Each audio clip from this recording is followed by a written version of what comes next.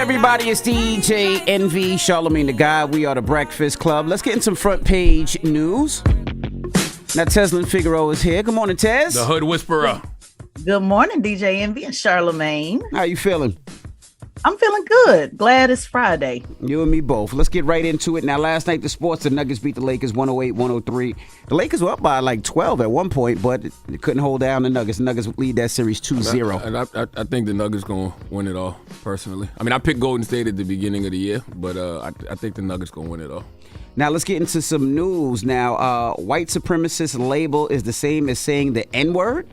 Yes, according to Marjorie Taylor Greene, at a press conference, the far-right Republican Congresswoman Marjorie Taylor Greene spoke about a confrontation outside the Capitol the day before with the New York Democratic Congressman Jamaal Bowman. Greene said that Bowman was shouting at the top of his lungs, cursing, calling me a white supremacist, which I take great offense to that. It's like calling a person of color the N-word, which should never happen. Calling me a white supremacist is equal to that, and that is wrong. Now, Representative Jamaal Bowman did respond. Let's take a listen to what he had to say. We'll talk about it on the other side. Marjorie Taylor Greene in her press conference this morning said something incredibly dangerous and incredibly reckless about me, talking about my demeanor as being aggressive and saying that she feels intimidated by me. Unfortunately, this country has a history of characterizing black men who are outspoken, who stand their ground, and who push back as being threatening or intimidating. So she's not even using a dog whistle. She's using a bullhorn to put a target on my back to the people that she refers to as MAGA people out there who might want to cause harm. This is the same reason why Mike Brown was killed. Salute to Congressman Jamaal Bowman. I like that brother a lot, and he's absolutely right. You know what I mean? And she knows what she was doing. It's the same reason. It's the same way when you see that young lady, that white woman this week with the city bikes, when she started yelling and screaming, Yep. you know what I mean? Because the brothers had the city bikes, she started yelling, help. Help. Like they started crying, fake tears and all that. They know how to weaponize their whiteness when they need to. Mm-hmm. All right. Mm-hmm. Well, that is front page news. And question though, is it safe to call a white person a white supremacist if they call me an N-word? It's pretty safe. Yeah, I think you've been doing it quite a bit here lately. Yeah, if they call me an N-word, I don't prefer a white supremacist. I prefer a cracker. That's my either or. That's my retort of choice. Both work. Yes. All right. Well, get it off your chest. We'll see you in a couple minutes, Tez. 800-585-1051. If you need to vent, again, hit us up, 800-585-1051. I just want to tell you people about out there about road rage, all right? A friend of mine yesterday was in Atlanta, and the light changed. He beeped the horn, and the guy in front of him didn't move, so he beeped the horn again. And the guy pulled up on the side of him and was like, yo, have a little patience. So my man was like, the light changed. So I'm just beeping to let you know. He's like, have it F you. So my man was like, F you. Pulled off, right? Guy pulls up on the side of him. He goes, hey, yo, nigga. My man looks, he sprays him with mace in the car. The black dude sprayed him with mace? No, the white dude sprayed the black dude with mace. And see, that ain't funny, but it's funny, man. You yell, hey, N-word, and then the person look, and then you get an eye full of mace? Definitely did. God damn. And he couldn't do nothing. So the first thing you do is you try to wipe your eyes, and it makes it worse. So now he was stuck in the light. He couldn't chase the guy. Couldn't do anything. I'm honest with you, though. It could have been way worse in 2023. I told him that. The way America likes to play with guns. I told him, leave people alone. Especially when it comes to that road rage. I say the same thing. But clearly that was a white racist in that car. Absolutely. Clearly that was a white supremacist. Clearly. If you lead with, hey, N-word. Yes, clearly. Yeah. All right.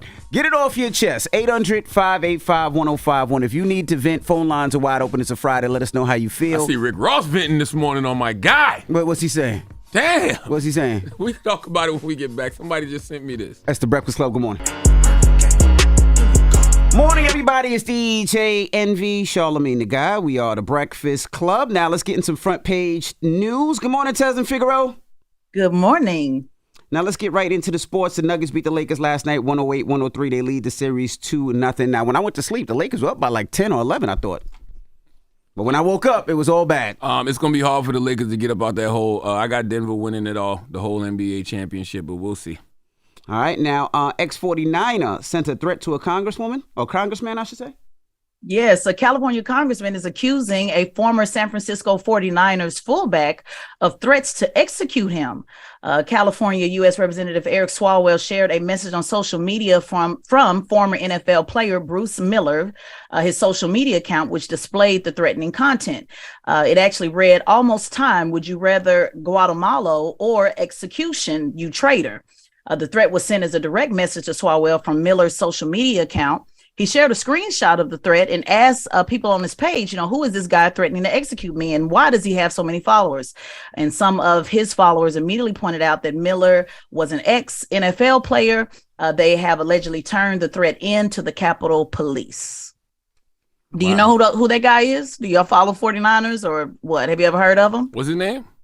Bruce Miller. He was a 7th round pick by the 49ers in 2011. I don't know. He was released in 2016 offseason after being charged with 7 felonies after he allegedly assaulted a 70-year-old man. Yeah, I never heard of him. I'm a Giants fan. I don't really know much about the 49ers.